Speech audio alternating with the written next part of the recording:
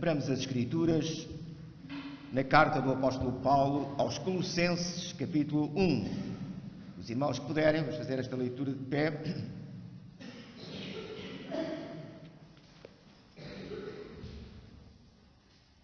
Carta do apóstolo Paulo aos Colossenses, capítulo 1. E vamos iniciar a leitura no versículo 12 até ao versículo 20. Colossenses, capítulo 1, a principiar a leitura no versículo 12 até ao versículo 20. Colossenses, capítulo 1, a principiar a leitura no versículo 12 até ao versículo 20.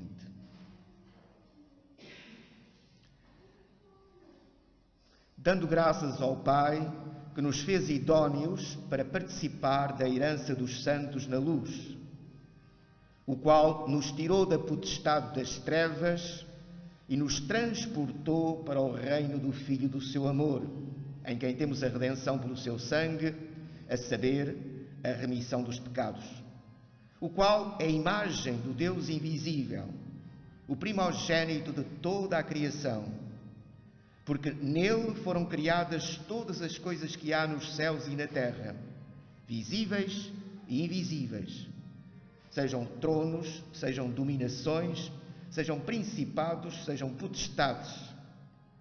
Tudo foi criado por Ele e para Ele. E Ele é antes de todas as coisas, e todas as coisas subsistem por Ele. Ele é a cabeça do corpo, da Igreja. É o princípio e é o primogênito dentre os mortos, para quem tudo tenha a preeminência. Porque foi do agrado do Pai que toda a plenitude nele habitasse e que, havendo por ele feito a paz pelo sangue da sua cruz, por meio dele reconciliasse consigo mesmo todas as coisas, tanto as que estão na terra como as que estão nos céus. Pai Santo, nós te louvamos e te bendizemos, porque na verdade só tu és digno do nosso louvor e da nossa adoração. Louvor em particular, damos-te graças por Jesus Cristo, porque verdadeiramente nele encontramos a nossa redenção, nele encontramos verdadeiramente a razão de ser da nossa existência. Se nós existimos, é porque verdadeiramente tu nos deste esta existência e esta vida, e agora nos reconciliaste contigo mesmo, por Cristo Jesus. É nele que temos a vida em abundância, a vida eterna. Por isso nós te louvamos por Jesus Cristo e em Jesus Cristo. Amém. Podeis sentar-vos?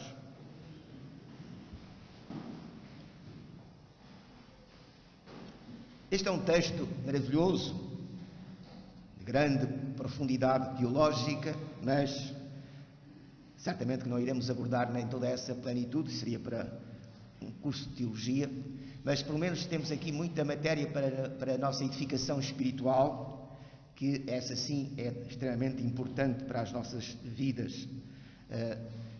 Estamos a aproximar-nos do Natal, em que celebramos uma vez mais a vinda ao mundo do Salvador, do Redentor. Cristo veio ao mundo, Cristo fez homem na pessoa de Jesus. É um mistério maravilhoso. Quanto mais pensamos e quanto mais meditamos neste mistério que é a encarnação do Verbo, da palavra eterna de Deus, que se fez homem e habitou entre nós. Por isso Jesus é o Emmanuel, Deus conosco, a presença do próprio Deus no meio de nós. É que Deus habitou no meio de nós, esteve conosco. Agora está connosco também espiritualmente, pelo seu Espírito ele habita nos crentes, mas o facto concreto é que ele esteve fisicamente connosco como homem, fez-se homem como nós. E este é um mistério muito grande, como é que o Criador dos céus e da terra, aquele que nos transcende, aquele que é um Deus maravilhoso, um Deus eterno, num determinado tempo,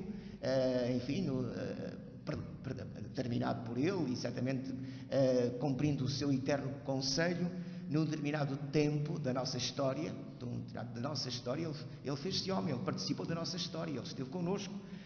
Isto é maravilhoso. E, a certo modo, é isso que Paulo aqui faz a referência, mas sobretudo em relação à nossa salvação, à nossa redenção. E é importante que nós possamos meditar que a nossa salvação é também um grande mistério de Deus. e é uma obra maravilhosa de Deus. Muitas vezes nós falamos em grandes milagres que Deus faz na nossa vida, sem dúvida, mas nunca devemos esquecer que o maior milagre é a nossa redenção em Cristo Jesus e por Cristo Jesus.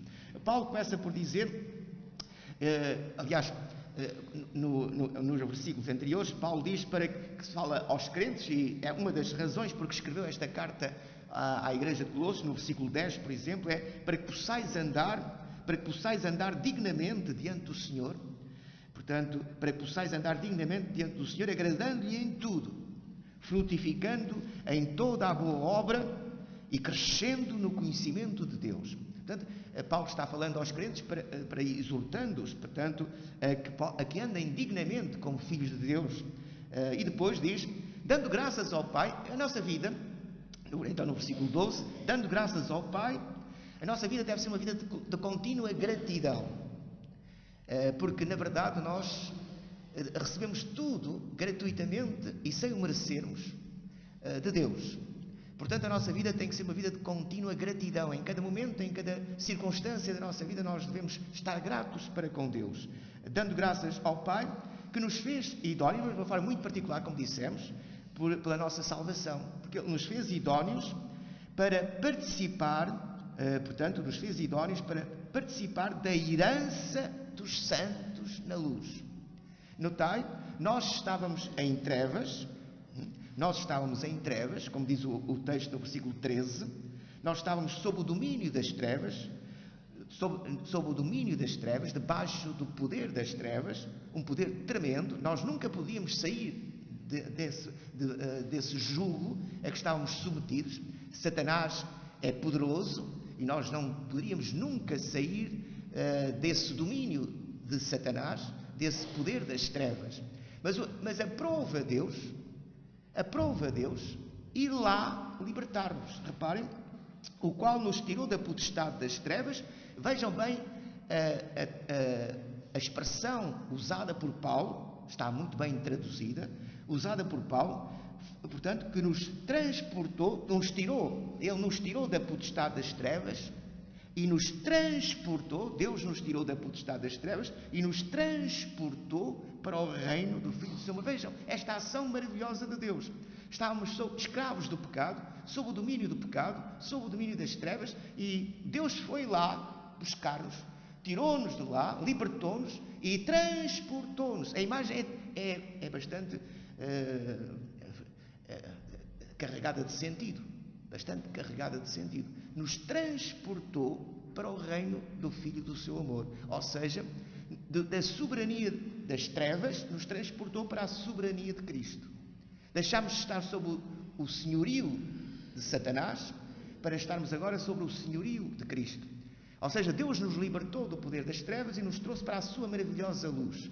E por isso, Paulo diz, dando graças ao Pai, que nos fez idóneos, portanto, capacitou-nos para participar da herança dos santos na luz. Agora estávamos em trevas, Deus nos libertou e nos transportou para o reino do Filho do seu amor, ou seja, da soberania de Satanás, nos transportou para a soberania de Cristo.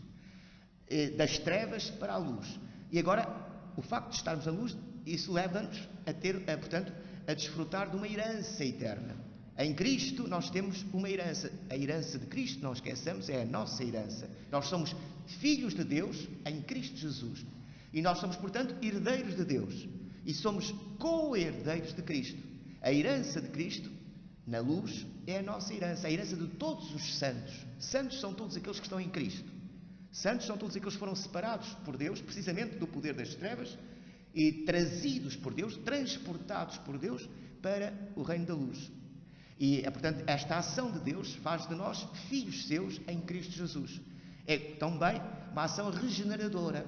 Ele nos faz nascer de novo. Nós nascemos de novo, já isso também está aqui incluído neste texto. Nós estávamos mortos sob o domínio das trevas, estávamos espiritualmente mortos, separados de Deus. Morte é separação também. Reparem que tanto a santidade como a morte são ambas imagens de separação, mas uma de separação de trevas para trevas e outra de separação para a luz. Quando estamos mortos, estamos separados de Deus, Estamos, portanto, separados da luz, estamos em trevas. Quando Deus nos santifica, separa-nos precisamente para a luz, para andarmos na luz e em comunhão com a luz. Mas tanto a santificação como a morte há uma noção de separação. Aliás, quando falamos da nossa morte, é o espírito que se separa do corpo. Portanto, é a separação do espírito do corpo. Portanto, é a nossa morte física. Mas há uma morte espiritual, que é uma morte eterna também. Essa morte espiritual, quando permanecemos nela, essa morte espiritual é a separação de Deus. Mas a santificação é precisamente a separação contrária. Ou seja, Deus nos separa das trevas e nos conduz, nos transporta para a luz. Portanto, são duas imagens de separação muito importantes. E aqui o apóstolo Paulo diz que agora Deus nos capacitou para esta herança. Nos tornou idóneos para a herança dos santos da luz. Nós temos uma herança eterna, não uma herança efêmera, transitória, temporal, mas uma herança que é eterna, que é a própria herança de Cristo. E foi Deus quem nos capacitou para herdarmos esta herança, para sermos dignos desta herança. Claro que esta dignidade nunca pode estar em nós, está sempre em Cristo. É Cristo que nos torna dignos com a sua dignidade. Assim como é Cristo que nos justifica e que nos santifica, mas a nossa justiça e a nossa santidade nunca estão verdadeiramente em nós, mas estão em Cristo. Só que o processo de santificação também se realiza em nós. Então, vamos continuar e vermos este texto, o qual nos tirou da potestade das trevas e nos transportou para o reino do Filho do seu amor, em quem temos a redenção pelo seu sangue. Portanto, é em Cristo que Deus nos liberta. A remissão era a libertação da escravidão.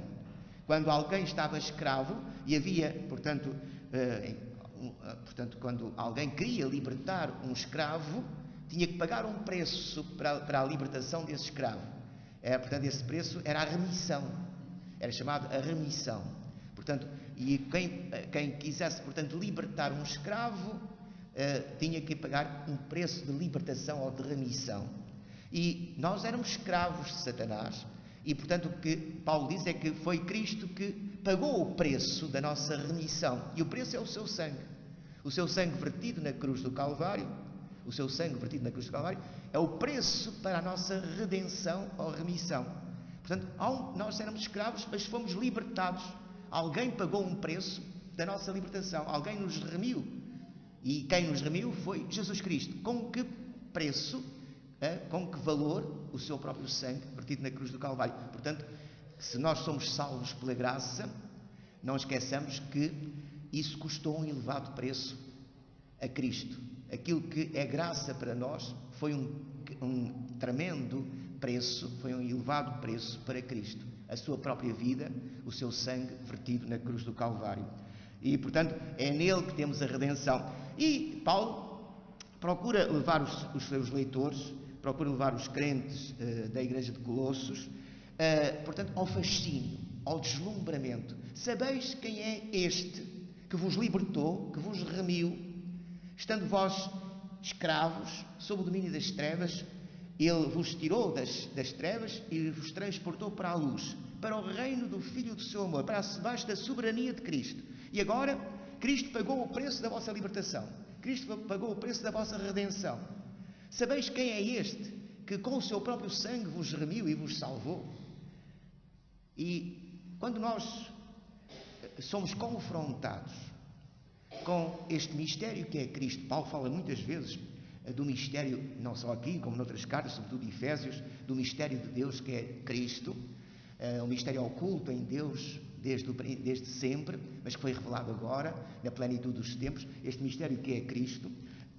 Quando nós começamos a refletir, quando nós somos confrontados com este mistério, nós ficamos deslumbrados, fascinados, dá-nos o desejo de dobrarmos os nossos joelhos e nos prostrarmos com o rosto em terra, perante a revelação deste mistério e desta glória de Cristo.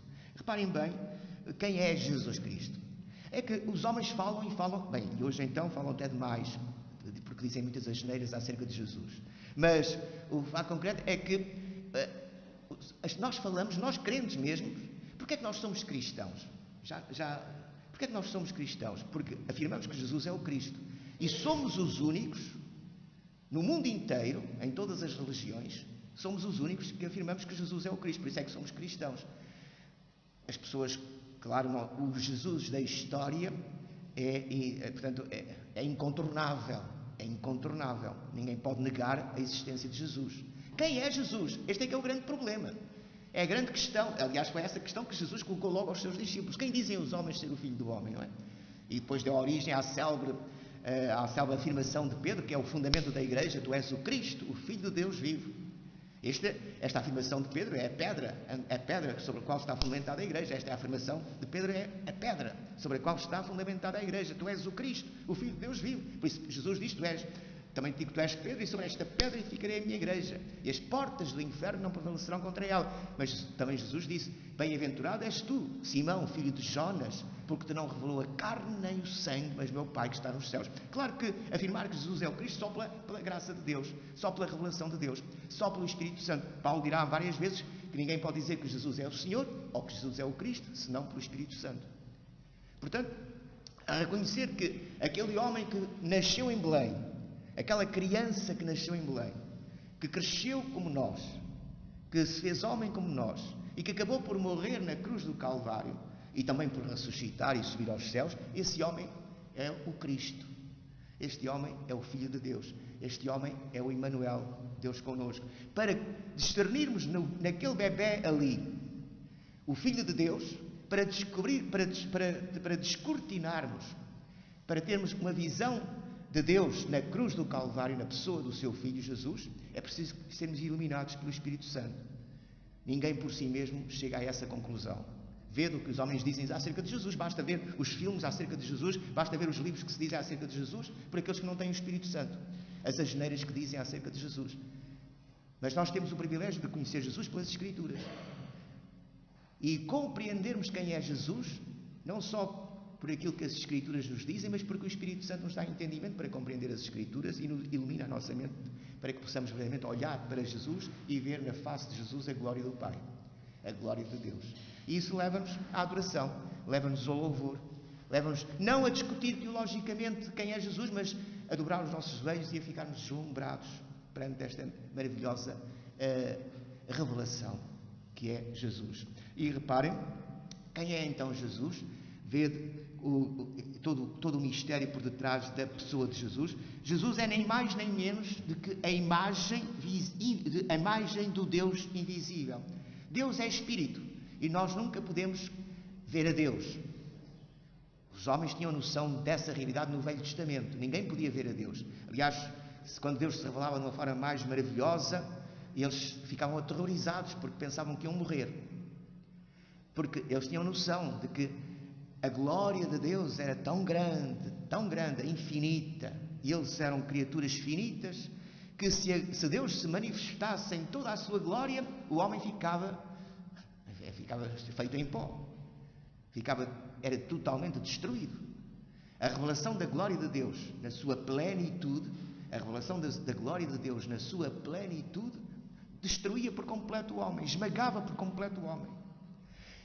Mas vede agora como Deus é bom, como Deus é maravilhoso, como Deus nos conhece, ou não fosse Ele o nosso Criador, aquele que nos formou no seio materno, como Deus nos conhece. Vede como Deus é maravilhoso. Se Deus se manifestasse na plenitude da sua glória, nós ficávamos estraçalhados, ficávamos destruídos. Não podíamos. Mas Deus, aprova Deus manifestar-se na plenitude da sua glória como homem. Agora, reparem, esta plenitude da glória de Deus é manifestada em forma humana, ao nosso alcance. E quando digo ao nosso alcance, diz que não nos esmaga, que nós podemos, enfim, uma revelação que nós podemos receber. Uma revelação que nós... Porque reparem, Jesus Cristo é a plenitude da divindade como homem. Não podemos ir além da revelação de Jesus. Querer ir além da revelação que Jesus faz de Deus, ou do seu Pai, visto que nele habita a plenitude da divindade. A revelação, nele como homem, habita a plenitude da divindade. Né? Querer ir além da revelação de Jesus é querer precisamente a revelação que nos esmagava, que nos destruía. Claro que por isso Jesus diz que o Pai é maior do que Ele em relação a este aspecto. Claro que a revelação da plenitude de Deus estaria para além da nossa capacidade de recepção. E nós ficaríamos esmagados. Mas Deus quis revelar a sua plenitude ao nosso alcance. Ou seja, Ele se fez homem e agora dá-nos a plenitude da revelação que nós podemos aceitar como homens. Mas mesmo essa revelação, por ser a plenitude da revelação, precisamos do Espírito de Deus para a receber. Porque sem o Espírito de Deus também não a podemos receber. Também nos transcende de tal maneira que não o podemos compreender nem aceitar. Para podermos compreender e aceitar à nossa escala, mantendo sempre aquilo que é incompreensível como mistério, é a ação do Espírito Santo necessária. Portanto, vede, e Jesus é precisamente a imagem visível deste Deus invisível, deste Deus que nos esmagaria se manifestasse na sua forma plena, mas que, na plenitude dos tempos, se revela plenamente na pessoa de Jesus como homem. Então, vede, ele é a imagem do Deus invisível, o primogênito, e depois continuamos, reparem, o primogênito de toda a criação. Ele estava no seio de Deus, diz o João, que no princípio era o Verbo, não lembro, assim começa o Evangelho. No princípio era o Verbo, reparem bem, no princípio era o Verbo, a palavra, o Logos eterno. No princípio era o Verbo. O Verbo estava com Deus, o Verbo era Deus. O Verbo estava com Deus, o Verbo era Deus. Todas as coisas foram feitas por Ele e sem Ele nada do que foi feito se fez. Todas as coisas foram feitas por Ele e sem Ele nada do que foi se fez. Ou seja, esta palavra, este Verbo que estava no seio de Deus e que é Deus, saiu de Deus e, ao sair de Deus, suscitou a existência de tudo quanto existe. Reparem, foi Cristo, o Verbo, a palavra, que um dia se vai fazer homem na pessoa de Jesus. Foi Cristo, o Verbo eterno, o Cristo eterno, a palavra eterna, o Filho eterno de Deus, que saiu do seio de Deus e suscitou a existência de tudo quanto existe. O livro dos Gênesis dá-nos esse relato de uma forma maravilhosa, dizendo, no princípio era o Verbo, no princípio diz Deus, haja luz, o Verbo, haja luz, e houve luz. Lá está, o Verbo saiu de Deus, no princípio, o princípio do tempo, não havia tempo, Deus é eterno, não sei, portanto, transcende-nos completamente, mas na eternidade saiu de Deus o Verbo, e ao sair de Deus o Verbo, foi o princípio do tempo, e no princípio do tempo houve luz, suscitou, e a partir daí, tudo quanto existe é criado pela palavra. Portanto, ele é o primogênito de toda a criação. Não só porque vai ser o herdeiro de toda a criação, e o primogênito era o herdeiro da família, mas também porque vai ser a força geradora, a força primária geradora de tudo quanto vai ser criado. Também tem essa noção primogênito. A força primária geradora de tudo quanto vai existir. Portanto, Jesus é o primogênito de toda a criação. Aliás, não podia ser o primeiro da criação, porque ele não é, porque o próprio texto impede essa interpretação, porque diz que ele é antes de todas as coisas. Portanto, não se pode interpretar primogênito da criação como aquele que foi o primeiro da criação, porque Jesus não faz parte da criação. O Cristo eterno, melhor dizendo, Jesus depois é homem, mas o Cristo eterno não faz parte da criação. Mas ele é antes de todas as coisas, como a seguir vai ser dito por Paulo, para evitar precisamente esse erro. Ele é o primogênito de toda a criação, porque foi ele, quando saiu do seio do Pai, que suscitou a existência de tudo quanto existe. Portanto, é a força primária geradora e também é depois o herdeiro, e como tal também é o primogênito, o herdeiro de toda a criação. Reparem, portanto, o que Paulo diz, porque ele é o primogênito de toda a criação. E depois Paulo explica por que razão é que ele diz que ele é o primogênito de toda a criação, para que fique bem claro que não se trata de ser a primeira a ser criado, porque ele não foi criado. Ele é eterno com o Pai. Porque nele, reparem, é primogênito porquê? Porque nele foram criadas todas as coisas que há nos céus e na terra. Todas as coisas foram criadas em Cristo. Cristo saiu do seio do Pai e suscitou nele todas as coisas, visíveis e invisíveis. E depois diz, tudo foi criado, reparem, tudo foi criado por Ele e para Ele. Portanto, vamos dizer que tudo foi criado nele, tudo foi criado em Cristo, por Cristo e para Cristo. Portanto, ele não é só a força geradora primária, mas também o herdeiro. E, portanto, também o primogênito como herdeiro. É duplamente primogênito como herdeiro. E vai ser ainda mais uma vez primogênito, como iremos ver. Reparem, tudo foi criado nele, por ele e para ele. E agora, para que não haja dúvidas que ele não é uma criatura, e portanto primogênito não tem a ver com criatura, mas sim com a força geradora de tudo, ele é antes de todas as coisas, como diz, portanto, o apóstolo João, no princípio era o verbo estava com Deus, portanto, o verbo era Deus, no princípio, antes de todas as coisas subsistem por ele. O apóstolo Paulo dirá que nele nos movemos e existimos e temos a nossa existência nele, isto aos sábios de Atenas, no célebre discurso em Atenas. Então, ele é antes de todas as coisas e todas as coisas subsistem por ele. Agora reparem, houve um momento da história em que os nossos pais pecaram. E quando os nossos pais pecaram, tudo que estava envolvido na criação caiu de Cristo. É queda. Caiu de Cristo, saiu de Cristo, à morte espiritual, separação de Deus. Tudo foi criado nele, por ele e para ele. Mas há um momento em que não só o homem, mas a criação toda cai de Cristo e penetra nas trevas.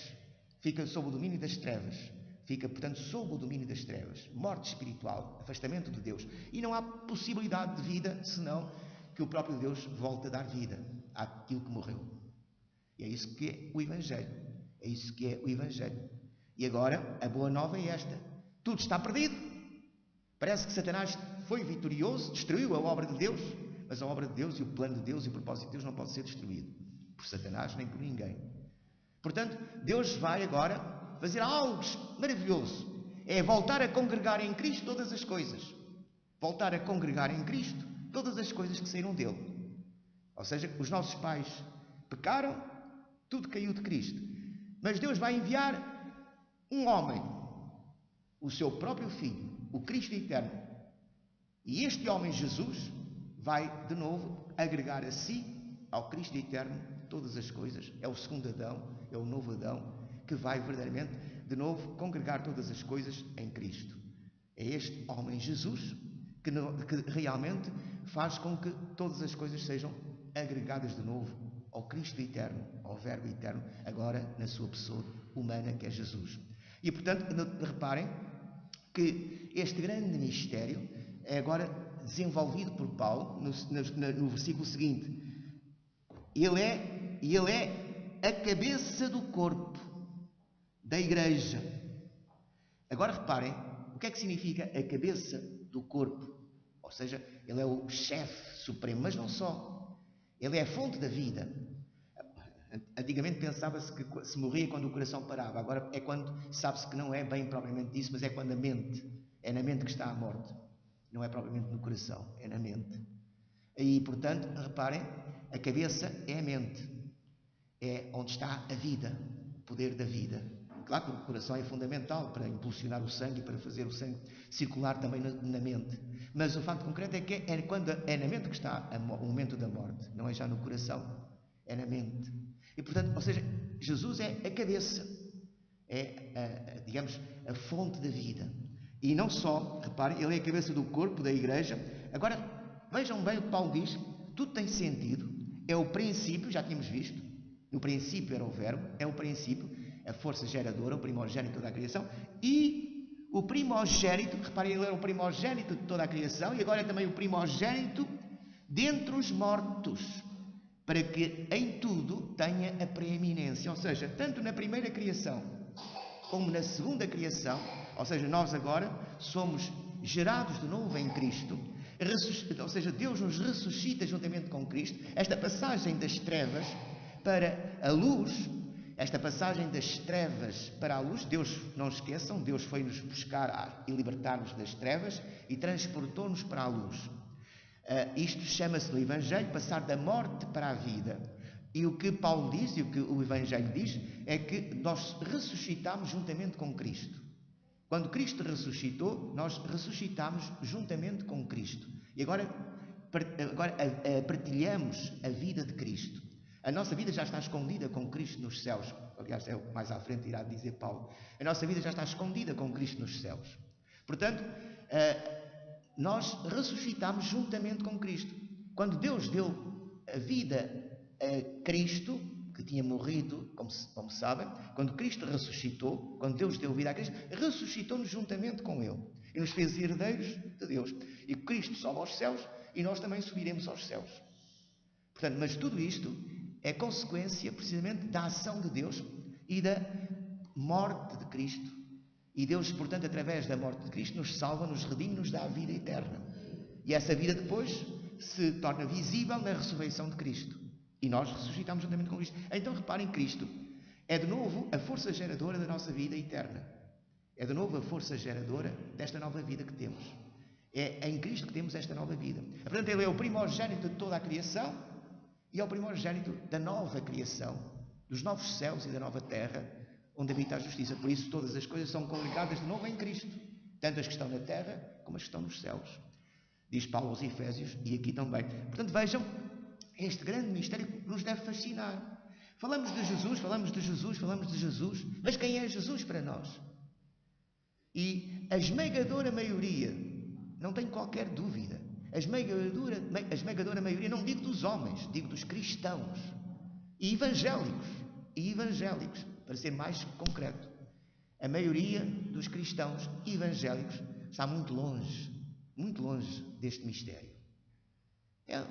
Jesus é o Cristo, é o Salvador, mas quem é realmente? Faz-nos lembrar um pouco o que aconteceu com os discípulos, que estiveram tanto tempo com Jesus, ouviram os ensinos de Jesus, estiveram com Jesus, tiveram comunhão com Jesus, viram os milagres que Ele fez, e quando estavam apavorados no meio da tempestade, não é? E Jesus estava no barco com eles estavam apavorados no meio eles estavam a pensar que iam morrer ali, que iam, portanto, ser sepultados no mar, como tal era a força da tempestade, e eles eram pescadores, portanto eram homens profissionais do mar, mas a tempestade era tão grande que eles estavam a recear precisamente, e quase a ter a certeza de que iam ficar ali, sepultados no mar. E acordaram o mestre, que estava dormindo. Acordaram, então, não se dá que morramos, então estamos assim nesta situação. E Jesus, homens de pouca fé. Jesus pastou uma palavra de Jesus, reparem, pastou uma palavra de Jesus, acalmou o vento, acalmou a água, fez-se grande bonança. Homens de pouca fé. Porquê que eles tinham pouca fé? Eles mesmos confessam. Quem é este? Isto, reparem, já estavam há muito tempo com Jesus. Ouviam os ensinos de Jesus, tinham comunhão com Jesus, viram os milagres de Jesus, e a reação foi esta: quem é este que até aos ventos e ao mar manda e obedecem? Claro que não conheciam quem era Jesus, estavam com Ele, conheciam Jesus, mas que não conheciam. Muitas vezes nós conhecemos e não conhecemos. Conhecemos e não conhecemos. Porque se eles soubessem quem era Jesus, como nós estamos aqui a ver, agora, neste momento, temos esse privilégio maravilhoso, e eles só depois do Espírito Santo os ensinários e, enfim, os iluminarem, que eles puderam começar a compreender quem era Jesus, nomeadamente João e outros. Portanto, reparem que se eles soubessem quem era Jesus, à luz deste texto, para já não ficavam apavorados, lá está, tinham a fé suficiente para, está aqui o Criador, está aqui o Senhor do mar, o Senhor dos céus, o Senhor do mar, o Senhor dos ventos, está aqui. Não pode acontecer coisa alguma que Ele não queira que aconteça. Ele tinha-nos dito, passemos para a outra banda. Então vamos passar para a outra banda. Aconteça o que acontecer, Ele disse para passarmos, passamos para a outra banda. Está aqui o Senhor dos céus, o Senhor do vento, o Senhor dos mares. Está aqui o Senhor de todas as coisas. Mas eles não sabiam quem era Jesus, por isso estavam apavorados. E por isso tinham pouca fé. A nossa falta de fé é porque não conhecemos Jesus. Quanto mais conhecemos Jesus, maior é a nossa fé. Maior, portanto, será a nossa confiança no seu poder, na sua graça, na sua misericórdia. Nada nos pode acontecer sem que haja um propósito de Deus para a nossa vida. Então, podemos dizer como Paulo aos Romanos: todas as coisas contribuem juntamente para o nosso bem. Porque nós amamos a Deus. E se nós amamos a Deus é porque Ele nos amou primeiro. E há um propósito. Ele tem um propósito para nós. Sermos feitos semelhantes à imagem de Cristo. Sermos feitos semelhantes a Cristo. Tal qual Ele é, assim o veremos, seremos semelhantes a Ele. Esta é a nossa herança nos céus, a nossa herança para a qual Ele nos está a fazer idóneos, a preparar, porque nos trouxe das trevas para a luz, para esta herança gloriosa. Então Paulo diz, para quem tudo tenha a preeminência, porque reparem no versículo 19, foi do agrado do Pai que toda a plenitude nele habitasse. Portanto, todas as coisas foram criadas em Cristo. A plenitude de tudo quanto existe foi criada em Cristo. Isso caiu de Cristo. Mas agora, pelo Evangelho e pelo poder de Deus, tudo está sendo congregado a Cristo de novo. Porque aprova ao Pai que toda a plenitude estivesse em Cristo. E é esta plenitude em Cristo que vai perdurar eternamente. Que vai perdurar eternamente. E nós fazemos parte, quando Deus nos regenera e nos faz novas criaturas em Cristo, fazemos parte desta nova criação. Por isso nós somos nova criação em Cristo. As coisas velhas passaram, tudo se fez novo. Somos nova criação. Fazemos parte já destes novos céus e nova terra, onde habitará a justiça, que Deus vai de novo suscitar, precisamente quando Jesus voltar. Precisamente quando Jesus voltar. De novo, Cristo volta e de novo, novos céus e nova terra, nova criação. E nós fazemos parte já dessa criação eterna, gloriosa, porque somos nova criação em Cristo. E reparem tudo isto pelo poder de Deus, pela graça de Deus, pelo que, havendo Ele feito a paz, por isso nós temos agora paz com Deus. Nós fomos reconciliados com Deus, éramos inimigos de Deus, morte espiritual é também inimizade contra Deus. Ele nos reconciliou com Deus, porque havendo Ele feito a paz pelo sangue da sua cruz, lá está o preço da redenção, o preço da libertação, pelo sangue da sua cruz, nós temos agora paz. Já não somos escravos, somos filhos de Deus. Temos paz com Deus por nosso Senhor Jesus Cristo.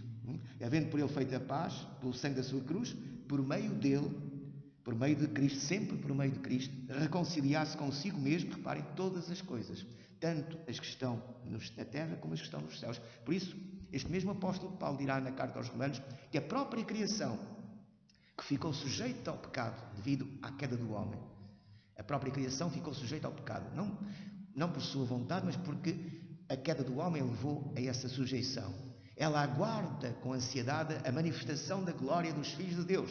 Porque quando isto for uma realidade, a própria criação será libertada. Ela própria será libertada do jugo que se encontra da corrupção, toda esta degradação, toda esta poluição. É curioso, fala-se muito hoje de poluição. Sabeis que João Calvino, no século XVI, raramente usava a palavra pecado nos seus textos em francês. Raramente usava a palavra pecado. Sabeis qual era a palavra que geralmente Calvino usava e que nós hoje dizemos pecado? Poluição. Poluição. Calvino usava sempre a palavra poluição, quase sempre. Era raro usar a palavra péché, era sempre poluição. Ou seja, a poluição não é mais do que sujidade, degradação, corrupção.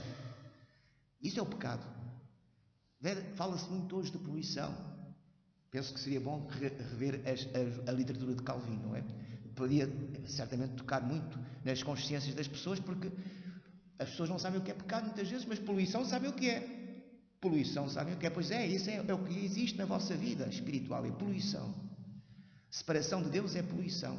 Mas Deus vai limpar tudo isso, vai-vos libertar dessa poluição e vai-vos congregar de novo a Cristo, onde teremos nova vida, uma vida eterna. E toda a criação será também libertada dessa poluição em que se encontra, para agora ter também, em novos céus e nova terra, habitar a justiça e haver, portanto, tudo completamente novo. E reparem, Cristo volta a ser o cabeça.